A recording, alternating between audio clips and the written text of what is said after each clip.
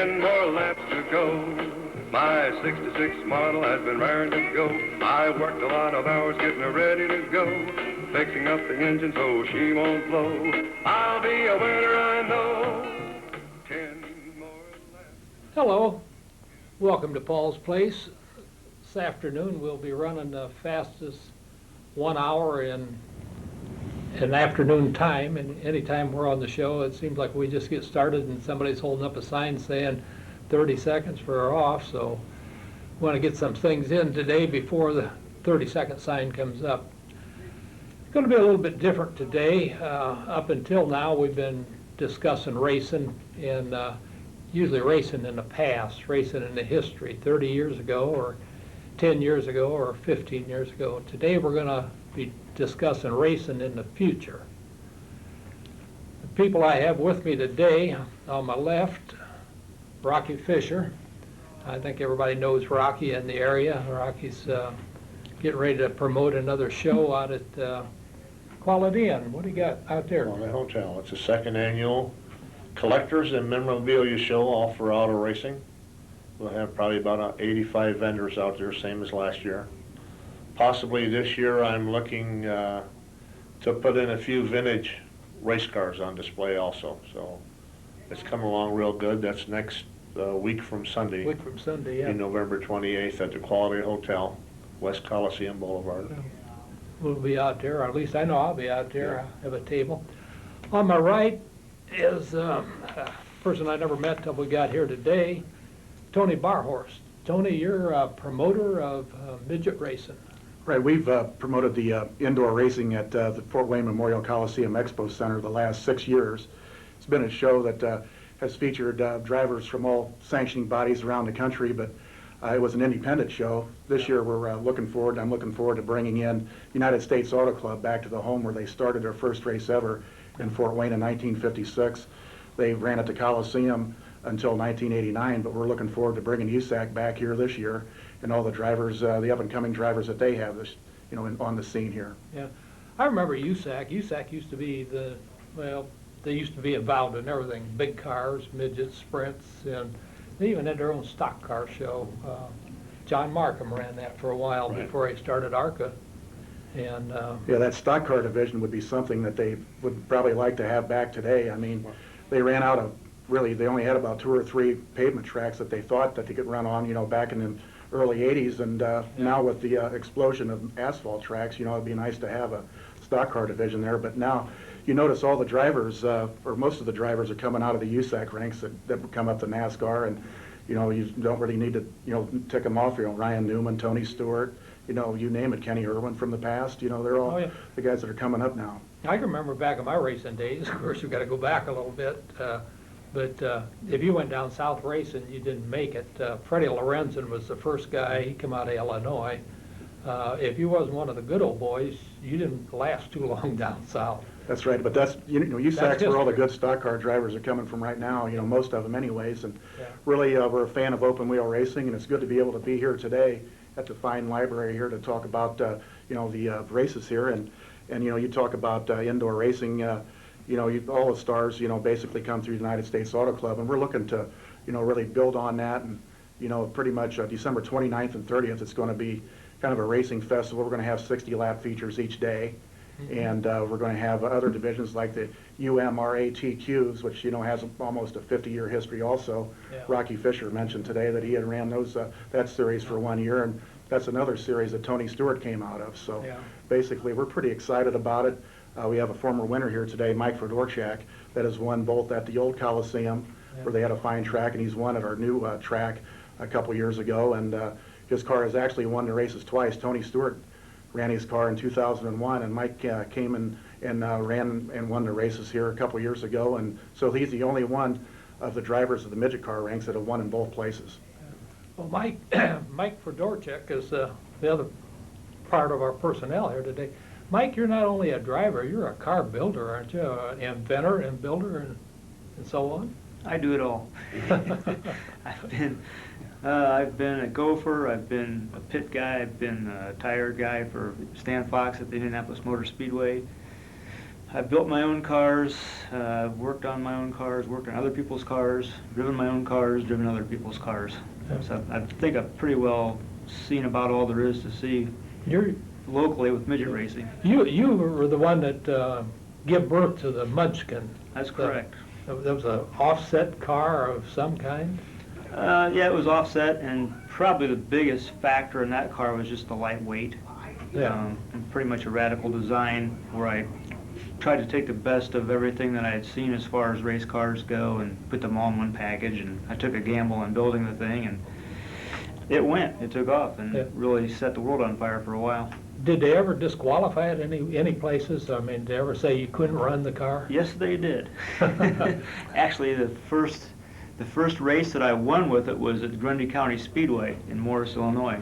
Yeah. And the car was so fast, I couldn't believe it. I thought in hot laps, when they threw the green flag, I thought these other guys didn't see the green flag fall because I was passing everybody, and I thought, well, when are they going to start racing?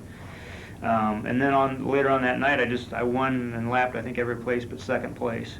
Yeah. And the week following that win, I got a letter in the mail inviting me not to come back. They said, don't bring it. First time I've ever gotten anything like that. Yeah. You know, we love your car. We'd like you to come back. However, please leave your new creation at home. That was the words in the letter. Mike was one of the first outlaws, you can say, before there was even being cool to be an outlaw. Mike was, for a while there, had difference of opinion, but now, things are going pretty well for you. Yeah. Well, outlaws, I mean, there was Lindblad with the Badger. He was pretty much an outlaw, too. And it was more or less pushing the rules to the limits and building a car that met the rules. And unfortunately, they had to change them a couple of years after that. And then I adapted the car to the new rule changes and still was pretty successful with it, but not nearly like the original car was. Yeah. Well, midgets has been around. I can remember racing around here started right after WW2, and I can remember going out to the big track. They had built a midget track, a quarter-mile midget track out there at the old Fort Wayne Speedway. And I can remember going out there and watching the midgets run, and that's really how our racing got started. Is Right. a couple times they didn't have enough cars to really put on a show, so they invited people to bring their car out of the stands and run a spectator race. And that's how what they first started calling stock hardtops. That's where it came. My dad raced those with Olin Fryer and Rusty Hartman. Yeah. Back, and that's how I got started racing.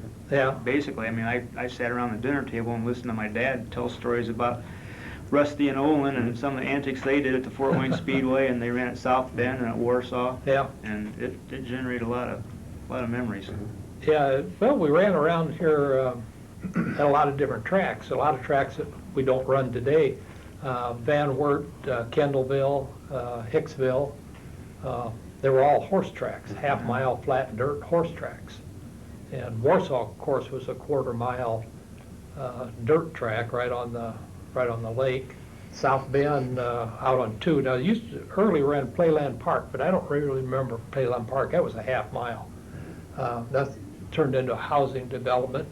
And then we used to run out there on Highway 2, the South Bend Motor Speedway, and that was looked like a cup and saucer. That's where I won my first midget feature event with South Bend. I remember one going up there when we were running late models here. Frank Myers and Johnny Klotz and Jack Riley and us, and they invited me to. Klotz went up to South Bend and they tore him all apart. And I don't know what happened, but we used to always get together at a watering hole we used to call the Pickwick. And anyway, they were talking about all the big money he made at South Bend. Boy, it was just hard to, you'd have to leave the spare tires out of the car to put the money in there because it was awful. So the next weekend I went up there. Of course, I was running a 56 Ford convertible.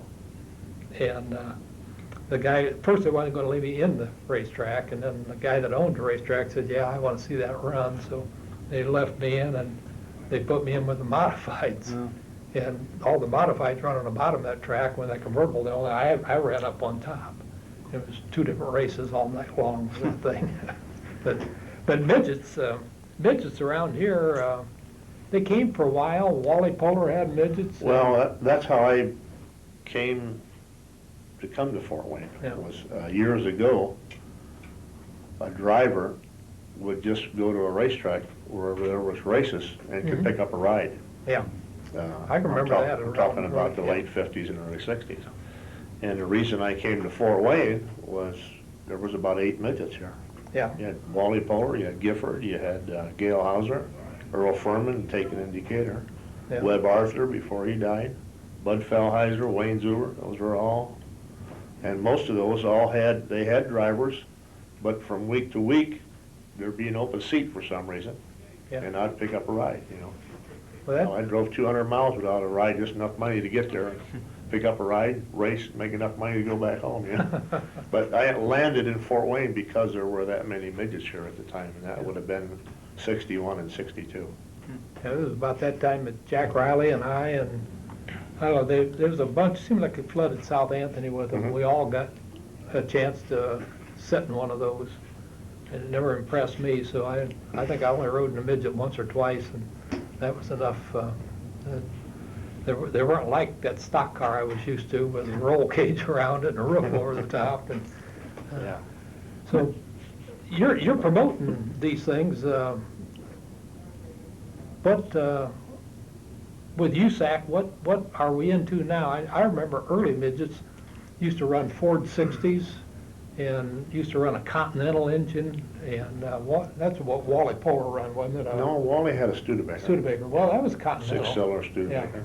Similar. Yeah. Well, this is going to be a USAC special event. It's going to be a non-points race, but we're going to have a 60-lap feature each day. Yeah. Now, the Ford Focus cars will be allowed to run, the National Midgets will be there, and the Kenyon cars are allowed to run. And really, when you're talking about indoor racing, it kind of levels the track, so to speak, as far as, horsepower is not the key. Even though the cars are really going fast, it's really horsepower is not the key, it's the setup and everything, as Mike well knows. It's, how you take the car through the corners. And Gary Bettenhausen, who we're going to have as a Grand Marshal, he'll be appearing on December 30th on the Thursday night. He has some great stories about Fort Wayne. As he came back after his injury that he had in Syracuse, New York, where he really hurt his arm bad. He didn't have much use of it, but his first time back, he came to run a race indoors at Fort Wayne. And there's probably nothing any tougher to do than to run on a tight track like that indoors. And what Gary says is it really helped him smooth out his driving style. It helped him, instead of trying to manhandle the car through the turns, it made him more smooth. Mm-hmm. What Gary did is like amazing to, hear him talk about it. He pretty much taped his injured arm to the steering wheel and used his right arm to guide the car through it. And he said it helped his driving style overall, and he had a great career in the Indy cars, and he even ran stock cars too. We talk about another stock car driver drove for Roger Penske in the series. And really, getting back to the kind of cars they're running now, really we're talking about Kenyon cars run the 1200cc Yamaha engines. The Ford Focus cars have the Focus engine coming out of Detroit. Isn't that little four-banger? That's right. Overhead valve? That's right. I've seen those. And then Mike can tell you a little bit more about the other engines, the engines that he runs and some of the other guys in the national midget ranks. Well, the current national engine is it's an inline 4-cylinder with a lot of them have Robert Yates heads on them, or Ed Pink, built by Ed Pink, the drag racing guy. Mm-hmm. You'll still see an occasional Volkswagen, which is the engine that's in my car, but for the most part, they're pretty much just strictly racing engines. And Yeah. As I remember, midgets back, they used to run a 110 Offie. And if you run a sprint car, you run a 220 Offie. The motors looked the same, but they were bigger. And Ford 60 was another engine, and like you said, that's Studebaker, but Right. Continental engine. And then all of a sudden, it seemed like they were running Sesco engines, and a Sesco, as I recall, was a V8 Chevy cut in half. Does that make sense, or? Well, before the Sescos, they ran the Chevy 2s.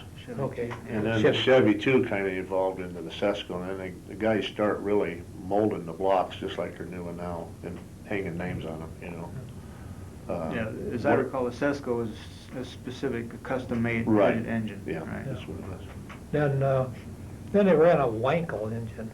Yeah, I've heard of that. that had a Wankel. short life. It didn't last very long. In No. fact, I worked construction, and the Wankel was supposed to revolutionize the auto industry, as I recall. And it had enough influence with General Motors that over here at Defiance, where they make all their blocks pretty much over there, we tore line 5 down. I'd say we had this line down for 3 or 4 months. And they redid the whole line to build this Wankel engine. And they never got it off the ground. After about, I'm going to say, a year of screwing around, we tore that whole line down, went back to making V8 Oldsmobile blocks. And then later on, they made that V8 Oldsmobile into a diesel. And so that Wankel, like you say, it didn't last very long, but No, it was noisy. It was very efficient, but as far as the little that I know about that, I don't think USAC really liked the idea of a rotary engine. You know, see it when that became part of that Badger deal too. Bob Lockhart from Illinois bought a Badger and he put the Wankel engine in there. Is that what it was? And they beat some heads against the ground like you did, won some races, and they said, that doesn't fit our program, we're gonna have to get rid of them people. So a good way to not get invited Right. back is coming up with something different. You need to run about a half a season and run about 5th or 6th, and then towards the end start winning. Mike, now that we have you here, this is one story I haven't heard, don't get a chance to talk very often, and really didn't ask about it much, but how did the deal with Tony Stewart start when he came in to want to run in Fort Wayne in 2001? How did that start, and what was the story behind that? Well, it all started with a phone call from a mutual friend of Tony and mine's who works for Menard. Tony made friends with him when Tony ran for Menard, and Donnie just asked me if I'd be interested in putting Tony in the car. Tony wanted to run another car that he thought he could win with. So I was kind of thinking about running my car anyways, and man, yeah, sure, Tony can run it, no problem. So I talked to Don, let him know everything that was going on. He relayed everything to Tony. About 3 weeks before the race, this all happened. And I had still not, a week before the race, I had not heard from Tony, but about 10 brand new Hoosier tires showed up at my shop, UPS. So I thought, well, this guy must be pretty serious about doing it. He's sending all these tires. So we went ahead full force and got him in the thing and had a great time. And he gave her a good ride. Yeah. No doubt about it. He has a driving style. He came in and Tony just shows up, he decides, just before the event, and we really can't say anything, and really he doesn't tell anybody. He keeps it a pretty closely held secret. If he's going to come in, if he feels like it. What Tony likes to do, he just likes to race. He's there to race. He's not there to be a superstar or act like a superstar. He just likes to be with his friends. Number one, he hasn't forgotten about them. Number two, he likes to compete, and he's a competitor out there, whether it's an indoor track or whether he's out at Daytona International Speedway. And really, the first year he came in was 1999, and Johnny Heidenreich let him use his car at that point. We added him to the field, as a provisional starter. And 17 cars started, and Tony made his way through the pack, in a 100-lap feature. I mean, he just knifed his way, through the field. Never really made heavy contact with anyone. It was such a smooth job. It was just amazing to see. You could just see the talent. He had the left front was up in the air about halfway around the track, whenever he hit the throttle. And it was just amazing. He took the lead. Then I thought he had it won, so I went over and had to do some other things with the event. And anyways, I heard that what happened was he was cutting the inside corners really short. He ended up clipping one of our tires in the infield, flipped the car upside down on the backstretch. Basically, he was done for the night. He just pulled the car off the track. He was just sweat from head to toe, said that was one of the toughest things I've ever done. Yeah. Basically pulled the car off. And now you go to 2001, there's a complete different driving style. I think the track might have been a little narrower because it was just set up that way. Maybe there wasn't, as much of a groove to go pass on the outside. That time, Tony, he basically, kind of bowled his way to the front on that one. So he can do it either way. He can finesse you, or he can ram his way to the front. And he's just a heck of a driver. Yeah. He just referring back to that race, people are still talking about the race that he ran in John Heidenreich's car, as far as being spectacular. Up on one wheel at times, just on the right rear. That was the only tire on the ground.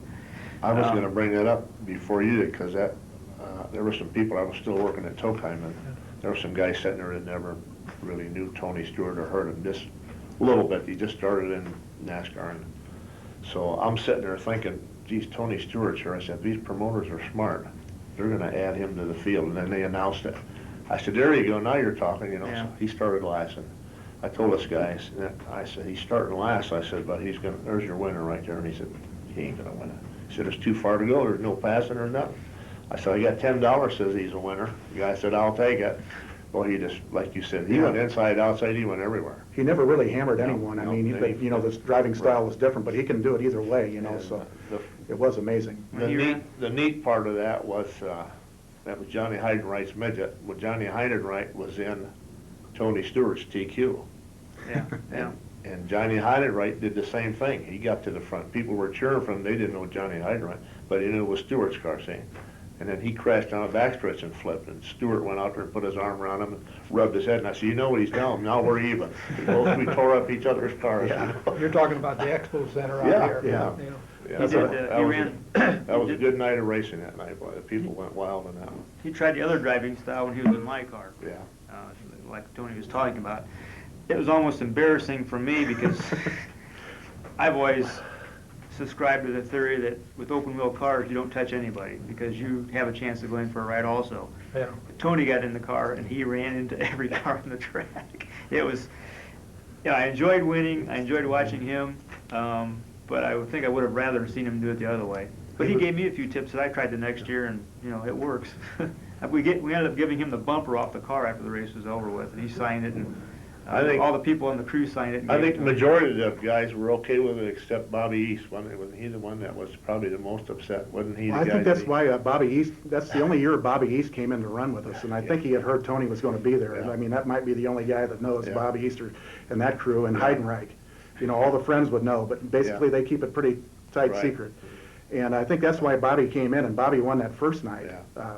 at the Expo Center. Mhm.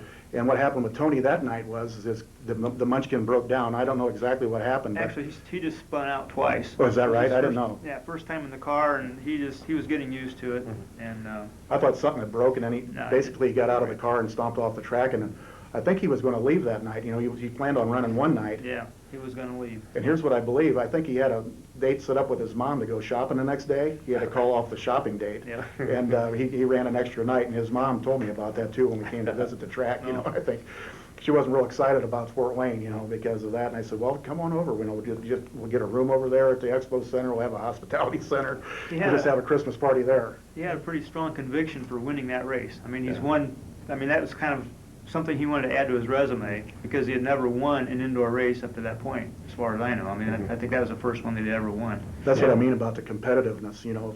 He could have just left and forgot about it, but he wanted to win that thing, and he had in his mind he was going to win it, you know, and so that's what happened. And but he can use the chrome horn, and that's why we call it the Rumble in Fort Wayne. Sometimes in the indoor racing, it's sometimes a contact sport.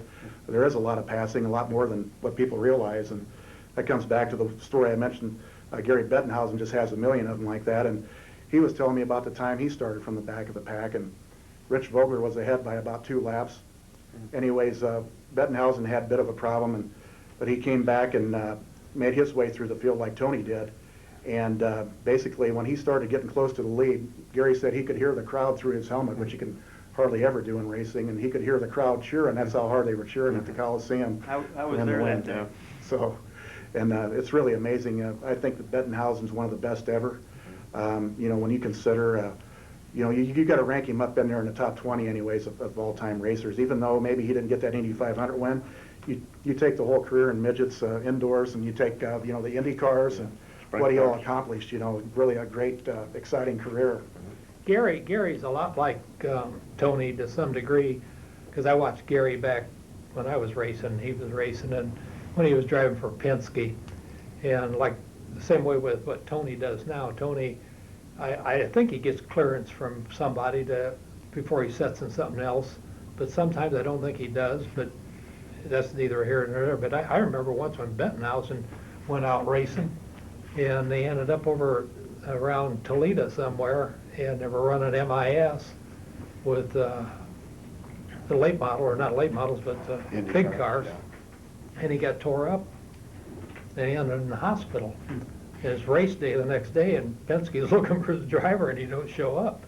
Here's And an example of that's where Gary's, he got into trouble with Penske. Gary's competitiveness showed when he did an interview with Jim Morrison, who writes for OpenWheelRacing.com, Yeah. and talking about some things. One year when they were going for the championship, Pancho Carter against Gary Bettenhausen, we had a rain out late in the season, and it all came down to the last race of the season. And I guess Pancho Carter had another prior commitment at an IndyCar race or something where he had a ride, and he couldn't make it to the race that they had scheduled. So Gary asked the promoter to wait maybe a week or so until Pancho could make it. He wanted to, win that title on the track. Yeah. And by God, that's what he did, and you can't beat that kind of a competitive. Yeah.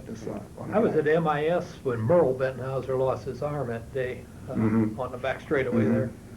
Come out of there. And Gary had been in that car a couple times, got it running for him, and then Merle got in it, had a horrible accident. Gary's a family guy too, because one of the first things he mentioned when I talked to him about appearing in Fort Wayne Yeah. on December 30th was we brought up about a poster. We're going to give away a poster, and we're going to use a vintage picture from the mid-'70s. It's just a great classic shot, Yeah. and really it kind of encompasses what open wheel racing's about. It's all about the driver, the machine, and his key guy that's setting up the car. That's what Yeah. it's all about, and that's what this photo shows. But Gary said, you want to get a good picture, there's a great picture of me and my brothers, winning at Fort Wayne. There's And that's the some first thing he pictures. thought of was his brothers. One of these, Yeah. isn't one of these got this, the Bettenhausens all in there? Yeah, that's a program from the past that was great to see that, talking about auto racing history. Yeah, right there. Yeah, and Bettenhausen. that is the one. That's the one that Gary was talking about. And really, you talk about a famous family, that's them right there. Okay. It's, be this one right up above my finger there, if you can get it in there. So that's probably the reason I've gone with the United States Auto Club is, it's kind of a celebration of their past. You talk about 50 years and it all began here in Fort Wayne. Yeah. That's what we plan on doing is bringing, some of the heroes from the past, and you're going to see the present guys, some of them coming out, to run the races, and we're going to honor the careers of a lot of guys that, have been there and, and really competed well in that series. Tony, would I be a hero from the past, or am I a... You're a am I hero from the modern guy? Coliseum. You're the only guy that's won in both places, the Coliseum and the Expo Center. Trying to see where I fit in here, because I like to talk about old times, but I still like to do it, so we've still got the new times. Right, you're going to be able to see Mike out there, but Mike is won the night before the 500, competed head-to-head with Jeff Gordon too. When he come to those races, Gordon, came out of the midget ranks, and Mike was there battling with him to take a win there in the early 90s. And I got to warm up Tony Stewart's car for him one time. Explain this one. That would be George Snyder. That was down at the Hoosier Dome, probably about 1992 or so. Okay. Now, is that one of your creations? Yes, that's the original car. That's the original Munchkin. Right. Different color. Somebody else owned it, and they painted a different color, but it is the original car. Okay. George loved to drive that car. He just liked to do stuff different. He was, as I recall, he was really sick that day with the flu, but he finished third, I believe, in the feature. What do we got here? That would be the follow-up to Tony Stewart's win. I got in the car, and just to prove it, I could do it too. I also won the feature. The next time the car went out after Tony is when I drove it, and I won the feature. Where was this at? That was at the Expo Center. The Yeah. Center too. What year was that? That would be 2002. Tony won in 2001. I won in 2002. Okay. So you really could be considered a hero of yesterday, today, and tomorrow. And maybe tomorrow. Who knows what's going to happen this Right. time? I will not be in that car this Yeah. time, but who knows what will happen. Yeah. That's with indoors. A lot of guys have a chance to win. What are you going to run? Whose car are you going to run? Actually, I'm going to run this car, which is the one that I won with in 1983 for this owner, Chuck Rencarell from Grand Rapids. Oh, I know him. Yeah. Yeah. Jeff. yeah, he's a great guy. Mhm. He's really a Thanks, Ray. supporter of midget racing and just a great guy, all-around guy. Should be a strong car in there. Yeah, it has been in the past. Mhm. It's still a lot of fun. I didn't know he still had What it. other pictures you got there you want to talk about while we got Well, the cameras focusing in on? Since we're showing pictures, this is when Tony was in my car and won. Tony made an announcement on Wind Tunnel last night that he bought the Eldora Speedway. Oh, He's, now the new owner, Earl Baldus, is out. I don't know how many tracks Earl owned at one time, though. He was managing about 3 or 4. Right, he owned Mansfield. He used to own the Dayton Speedway for a while, or he leased it. You know, he was in charge of that in the late 70s. I think he owned Millstream, Flag Right. City up in Finley. He did. And there for a while, you know, he had a corner on the market, you know, in the speedways right New there Bremen. around Ohio. He had owned New Bremen, right. He leased Salem. Attica he was involved in. That's right. He got his hands in the Lima for a while. Then after a while, he decided to go with the big events. When he started getting the real big events, he Yeah. started to pull back and I sell those. promoted some shows at Oakshade Raceway in Wasion, and pretty soon Harry he called me up. He said, "Well, how about meet me at the Holiday Inn in Van Wert?" I said, "Okay." So he said, "Let's take a ride." We went up to Wasion. He said, "I want to look at this track. Think it's worth buying?" "Well, you've been doing pretty good there," he's telling me, you know. So he looked at it, offered her what he thought it was worth, and she wanted a lot more. And she said, "Well, it's worth $3,000 an acre. It's farmland." He said, "But it's not farmland. You got them light poles and that grandstands." He said, "Go tear all that stuff out to plant corn." He said, "It's worth $80,000. She said, "No." He said, then we got back in the car. Well, he didn't want to buy it anyway, but he wanted to look at it and see if it was worth buying, you know. He didn't see where it was a threat to Eldora, so. But, Now, did you run New Bremen? You probably ran New Bremen when it was asphalt. Did you ever run when they Both. tore the dirt out? Yeah. Or tore the asphalt out? Yeah. Well, I ran before it was asphalt. Mm-hmm. Yeah. I went down there once, and this is telling my age, my silver hair. I went down there once with Norb Koskoff, the guy that started K&K Insurance and was Bobby Isaac's car owner Oh, in yeah. USAC, or I mean in NASCAR. I went down there with him as a flagman, and I got to run the water wagon between the races. Really? And that's when Norb and Bill Lipke sort of got together promoting races back then. That's an important job, you know, that's where you saw Earl Baldus most of his career, you know, he's had to make sure he watered that track down. Mm-hmm. Yeah. And he's been out of it for a little bit, so you notice it gets a little more dusty, but, you know, they keep a good track, but, you know, not like when Earl was running that Yeah. water truck. Maury DeGrice is the name I was trying to think of earlier. Maury DeGrice owned 2 cars. He had a Chevy Inline 6 and he had a Ford Flathead V8. Walt Potter drove the Ford and I drove the Chevy. And we used to run New Bremen and Eldora and Bryan, Ohio. Of course, Maury lived just north of Bryan, and he liked to run that track. I don't know if you guys ever ran Bryan, Ohio. I never particularly cared for that track. What was your favorite racetrack, Rocky?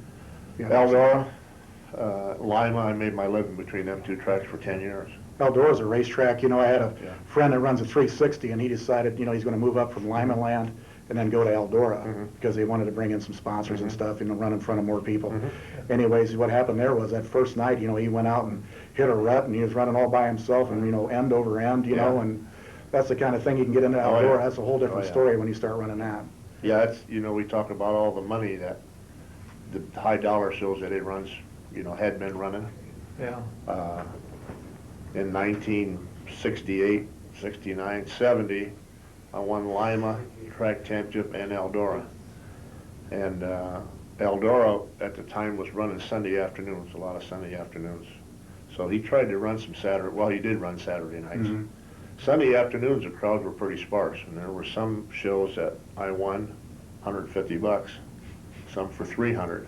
Then as time went on, we got to 500 and 1,000. When we got to 1,000, we were in big bucks, man. We were making some big money. You were before your time on Yeah, that. You need my to wife come through said- now with these payoffs now. Yeah, my wife, she would read, I said, hey, you get the 50,000 to win, 100,000 to win, $1 million purse to run it for. She said, why couldn't you wait 30 years before you start winning all them races? Wasn't in my hands. So that's what Jack Riley Right. and Howard Rex do when I get them on a program here. You guys never heard of Clem's Lake, but it was a racetrack down in Decatur. Yeah. And they talk about making $8 and $10 in one night down there. There you go. Yeah. I set the track record when he raced in the feature and only got 5. That's the most I ever got out of With a lot of guys, racetrack. it's not about the money. I mean, if they're with Tony, you know, it's not about the money. He could be, you know, he could be appearing somewhere at a mall, you know, and Yeah. get, you know, $20,000, but, you know, Yeah. he wanted to come out and run, you know, and that's his day off, so. Yeah. And that's the way a lot of racers, I mean, most of the racers are. It's just, you know, about the competition, basically. But, I mean, the money is great, but, you know, I think when it all comes down to it, they're out there running just for, you know, competition. Mike, what would you say would be your favorite racetrack? I like Kalamazoo Speedway quite a bit, and Berlin Speedway. There's a track in Georgia, Lanier Speedway. They're all kind of similar. Kalamazoo is nice, a great high bank speedway. Gordon Johncock, pretty much Yeah. came out of that area. Yeah. Of course, now I like indoor tracks. I like the track at the Expo Center. Yeah, we made a larger track there now. It's different than the Coliseum. The Coliseum had a nice floor, it's pretty big, but we expanded on it. We set up a track on the Expo Center floor. It's a little bit bigger, a little bit wider. It's a lot more raceable. You can pass a lot easier. If you do have a faster car, you can actually get around somebody without having to bump them out of the way, versus the old Coliseum where it was pretty much just a tap them and go type thing. Although Gary Bentonhausen, the first time I ever watched a midget race was Gary winning, he passed on the outside. I mean, Yeah. and that takes such concentration to do that indoors and such physical ability, because you do not get a chance to rest indoors, and that's what you were talking about, that he used that for kind of therapy. It's exactly right. And he was a master at running indoors. Some of his most amazing races where he had to start at the back of the field, in the 1980 Indianapolis 500, with Sherman Armstrong's car. He had to start at the back of the field. The car wasn't very fast. Basically, what him and his crew members took off all the bells and whistles off the car and basically stripped it down to the bare essence, and then he had to start from the back of the pack, and then he ended up, finishing in third place, where he thought he told his wife, to have the car ready to go for when he dropped out, about halfway through, because he wanted to beat the traffic out of there, but he ended up running the whole race and finished in third place. Yeah. Yeah. Well, you got any other pictures there, Mike? That I know you're pretty proud of. You got every right to be. I guess this would be the car in the original form, the Munchkin car, going back to that. I can remember, you got it. I can remember when that first started showing up in racing papers and stuff like that. It was different, and up until then, Curtis Craft was it. You had a Curtis Craft and a 110 off, and that was a midget. And it was never anything changed, I think, until you built that thing. I'm going to say, for the people that don't know, maybe you could show the other standard-looking midget. This is Compare pretty the much two cars together.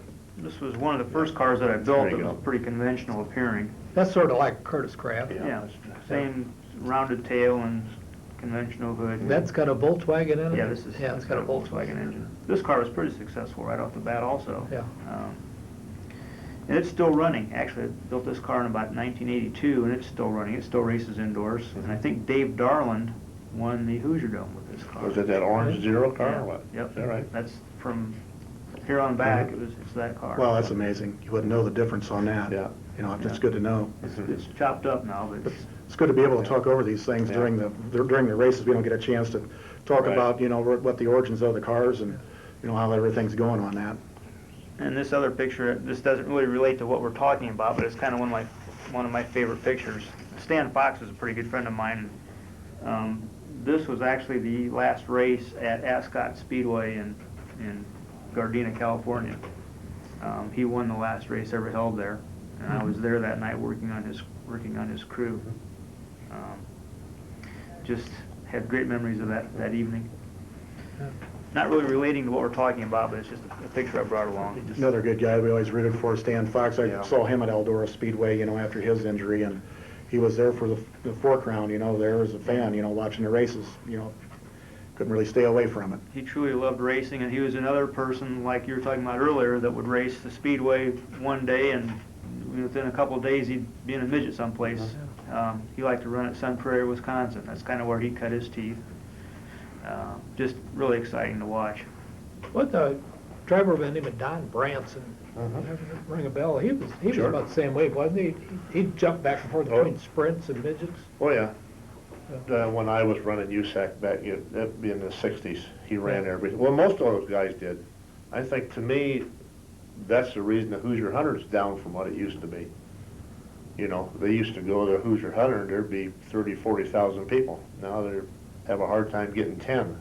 But the difference was, when I was going there, you had A.J. Foyt and Don Branson and Johnny Rutherford and Roger McCluskey and John Jones. All those guys ran the Indianapolis 500. They ran the Hoosier 100.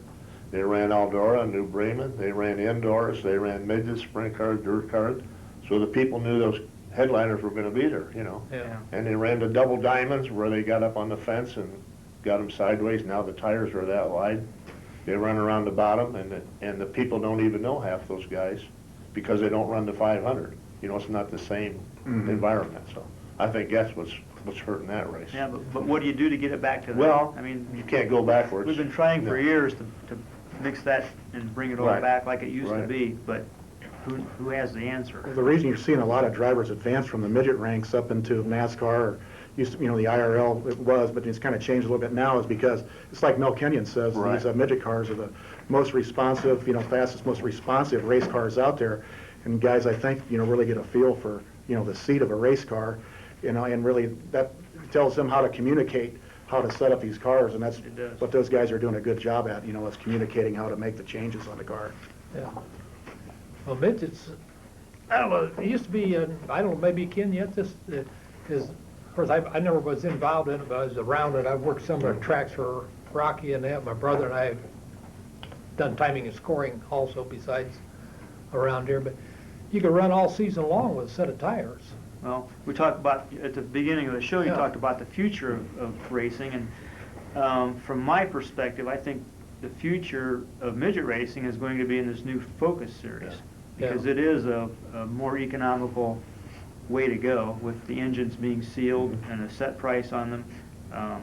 Prices in national midget racing have just escalated to actually to the point where it's more, it takes more dollars to run a midget than it does a sprint car. So I think the future will be in the Focus series. Well, you know Yeah. Mike Stryker, right? Over in Yeah, Ohio. yeah. You know Steve Bordner here in Fort Wayne? Yeah. Bordner Welling?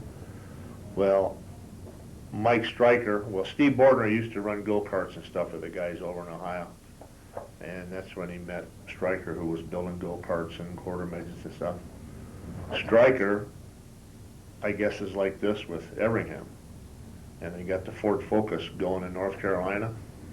Steve Bordner has built a dozen Ford Focus chassis, welding them up for him, for Stryker.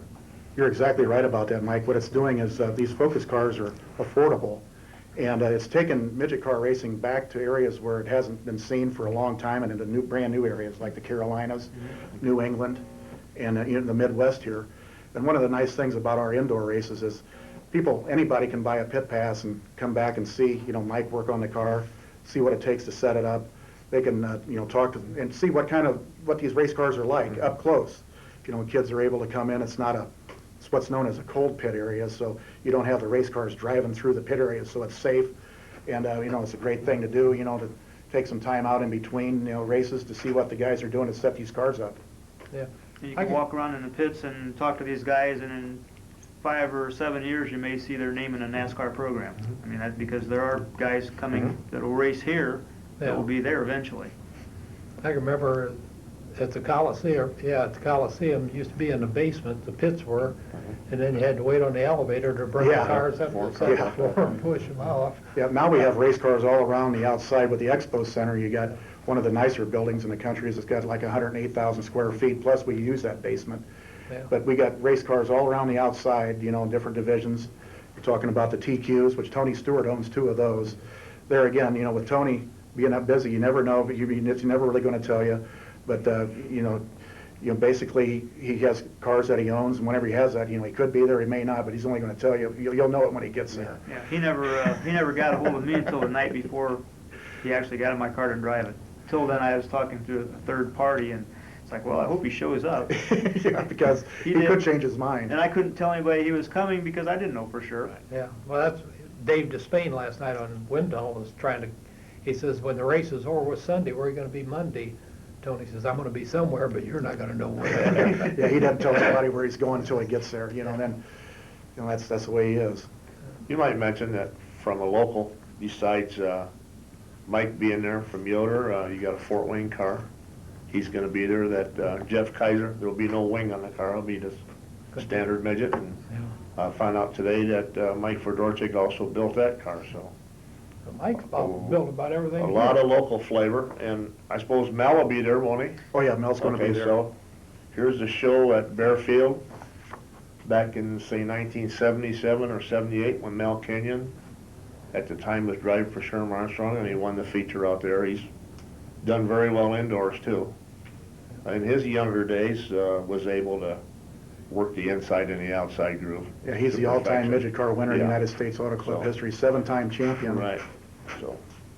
to be, Well, Rocky, you got some other pictures you brought with you that, Well, unrelated to what we're talking Well, about here, no, but but it's midgets, yeah. they're midgets, and Yeah. they go back a little ways. Well, we got a few minutes here before Okay. they throw us out. We'll get them Well, out. here's a picture from 1946 from Sydney, Ohio, and that's my father.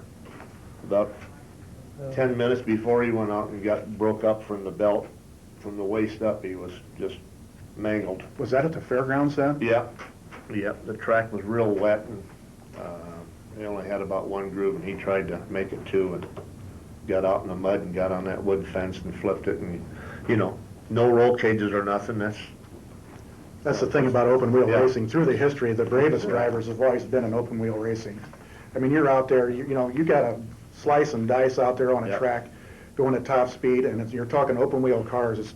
To me, it's really, you know, the most exciting racing there is, and it always has been. This is another picture of my dad. It's at Fowlerville, Michigan. That would be, let's see, if that was 46, that's probably 49 after he got healed up, and he really didn't do much racing after that. He had other people drive, but There used to be an old saying, bold drivers Yeah. never grow old, and old drivers never grow Yeah. bold. Rocky, I got to drive a car like this about 2 years ago. Yeah. A friend of mine dug one out of a barn, and he wanted to get it running to sell, and I was elected to drive the thing, and those guys had a lot of guts. Oh, I mean, yeah. it Well- was well, a it's- terrifying experience, even though I didn't really race the thing. well, if you look at the tires, I mean, in 1962, I won the CSRA championship, and we ran Wapakoneta, Ohio, Wilmington, Dayton, Ohio. Where's this Uh, one at? That's Bear Field. This is Bearfield? Yeah, that's Joe Bear from Fort Wayne, and the other car is a former Wally Polar car. After the Studebaker was taken out and the V8 put in, some guys up at Muskegon bought the car.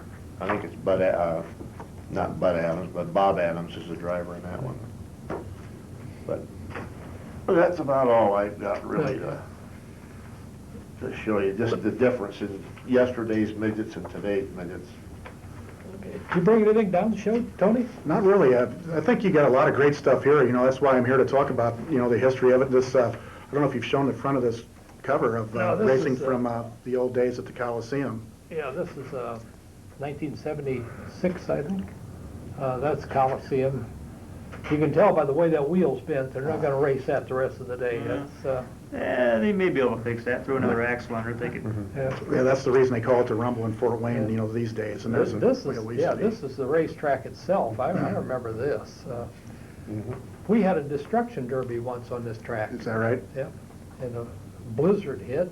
It didn't have much of a crowd, but it was one that Norb and Bill Lipke put on. But, there's, I don't know, there's a 72 yearbook also.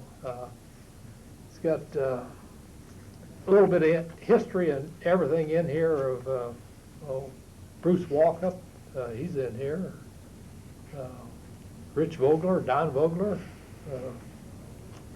I wanted to mention, if people want to see more about our event, we have a website, and they can just go to that, rumbleseries.com. You might mention your other indoor venues that you promote. Well, we have worked at the RCA Dome. We had a scheduling conflict there, but we're going to bring that back probably in 2006, and we're always looking to other venues. Fort Wayne is where it all comes back to, you know, that's where it all started. Fort Wayne is really the race that we like, you know, and we're going to continue that, and we're really looking forward to this year, December 29th and 30th. Besides Fort Wayne, Toledo used to have indoor racing. We promoted a race at the Toledo Seagate Center. Yeah. In 1999, Kevin Biesecker won that race. But we talk about Mel Kenyon, you still see Mel running there, and I thought Mel was going to win that race in Toledo. Now, it all comes down to indoor racing. You know, you got to be good, you got to be a little bit lucky, and he was just getting ready to take the lead at one point, and all of a sudden there was a yellow, and he had to revert back to where he was at, and it ended up the race didn't go as it would have if it would have went green all the way. Yeah, that's Mel Kenyon right here. He still runs very strong, and his brother Don They're both Hall of Fame members. They're there. And I tell you, there's not any nicer people than Don and Mel Kenyon. Right. Really, you talk about great race car driver. These guys are just great people all the way around. Talk about early history. I don't know when I copied these, probably 2 months ago. Friday, January 9th, 1953. It's a Journal Gazette, and they're going to run the midgets at the Coliseum. And it's not a very good, it just don't print too good, some of them up there. But this is the first midget race they ever ran here at the Coliseum. Yeah, that's an interesting story. You have a lot of information here from the past that really I had been looking for. It's really takes a while to look through. It's got a lot of great detail to it. Gene Forrest, Forrest Parker, Gene Hartley, Johnny Roberts, Buddy Hussman, Leroy Warner, Eddie Russo, Chuck Wayant, Chuck Marshall, and they all ran. And then the next day they had the results in it. And Gene Forrest out of Richmond, Indiana, won that race. And it's the first one they ever ran inside. And it tells everything win by win. But they had two that year. And the next race they had was in January the 23rd. And it shows Gene, naturally. Of course, he was the previous winner. And the AAA midgets, AAA used to be the sanctioning body when they first got started. Yeah, Fort Wayne was the site of the last AAA race, too. Yeah. And USAC took over and started their first race there. Yeah. And I didn't realize it was AAA before it was USAC. Yeah. yeah, in this book that I'll have these books out at Rocky's show for sale. I ordered another bunch. They go fast because they got all the history you ever can find in a book. And it does have in there about USAC and AAA and the midgets in the Coliseum, because the Coliseum is gone now. It's they don't run races anymore in there. So You talk about the history of auto racing. Rocky's going to have John Mahoney. He's a photographer that has put together a book that he'll have there and really details, the 50-year history of USAC and other races. But a lot of great shots in that book, and you'll be able to meet John Mahoney there. And he has quite a few, other books that he has available there. Right. yeah. Allen County Memorial Coliseum, Fort Wayne. It's the old home of the Fort Wayne Comets. It was a 1/10 of a mile concrete indoor oval. You guys are opening yours up now. Yours is bigger than a 1/10? Oh, yeah.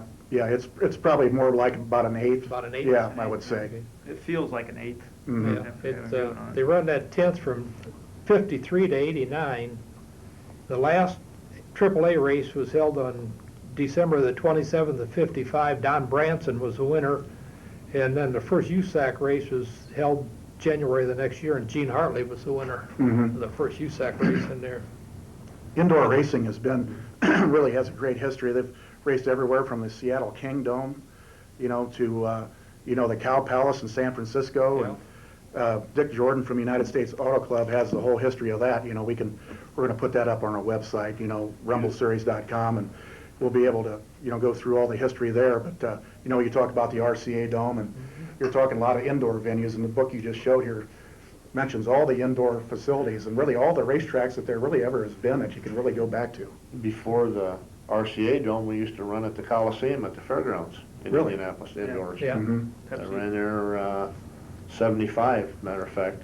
What's happened is ice hockey's gotten to be a lot more popular than it was back then, and really it's hard to find a facility that you can have an indoor race because you have so many events. If they have a lot of open events, somebody's not doing their job booking the thing. And really ice hockey takes up a lot of days, and you can just about forget about it if they have a hockey team there. I think we'd like to thank you, Tony, for carrying on the tradition that does have deep roots back in this place, this Fort Wayne, Indiana.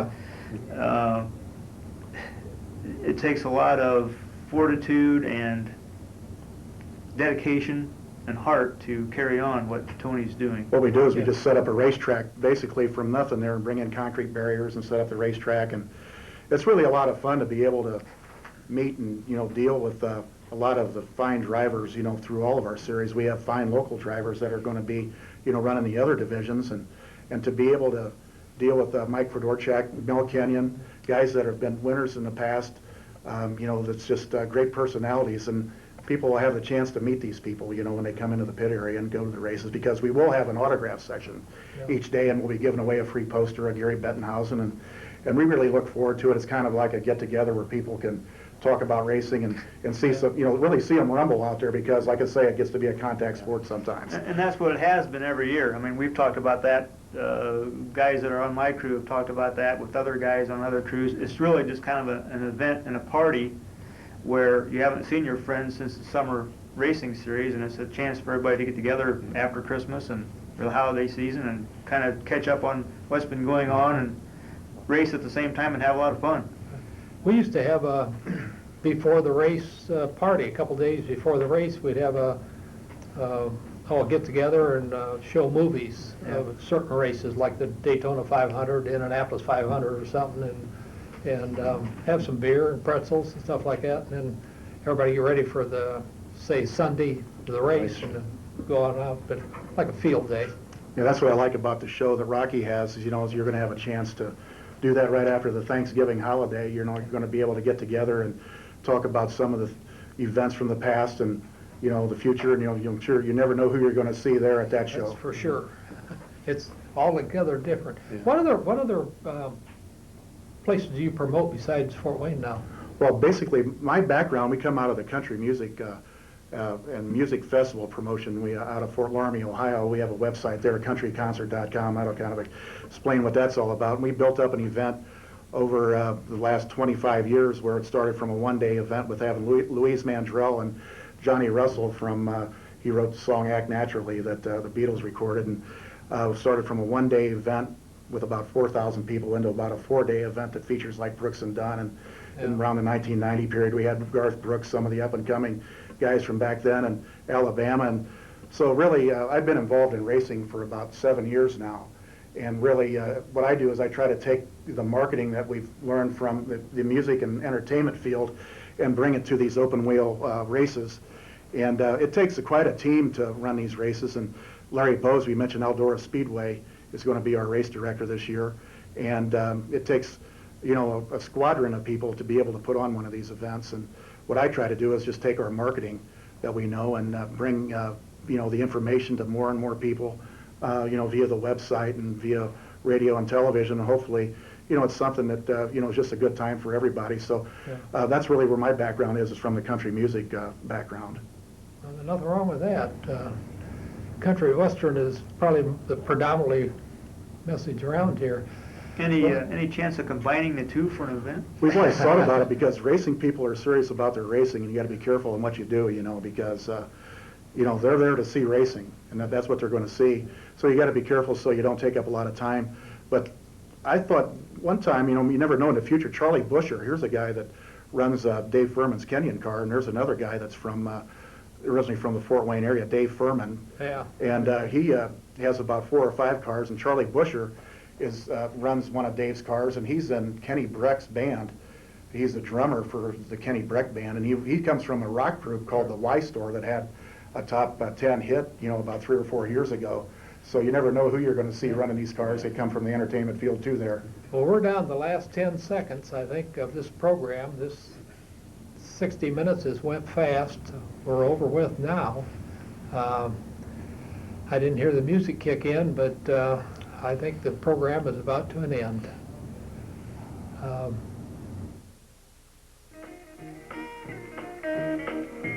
10 more laps, 10 more laps, 10 more laps, 10 more laps to go.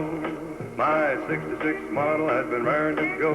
I worked a lot of hours getting her ready to go, fixing up the engine so she won't blow. I'll be a winner, I know. 10 more laps, 10 more laps, 10 more laps, 10 more laps to go. I was running way ahead.